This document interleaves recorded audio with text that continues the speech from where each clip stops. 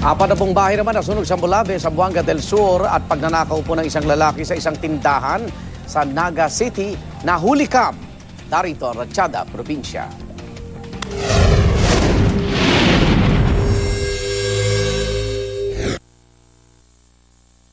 Animoy inosenteng tumitingin lang at namimili ang lalaking ito sa isang tindahan sa Naga City.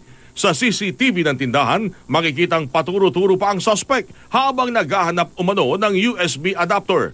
Pero ilang sandali pa matapos malingat ang atensyon ng tindera, dali-daling kinuha ng suspect ang isang cellphone at saka umalis. Sa tulong ng CCTV video, mabilis namang nakilala ang suspect na isa palang konduktor ng bus. Patay sa pamamaril ng isang kagawad sa barangay ng Grumbuan, Cauayan City sa Isabela. Nakatambay lang sa harap ng tindahan si Marcelo Concepcion nang bigla siyang pagbabarilin. Kapapanood pa lamang niya bilang kagawad noong Sabado, iniimbestigahan na ang pagpatay.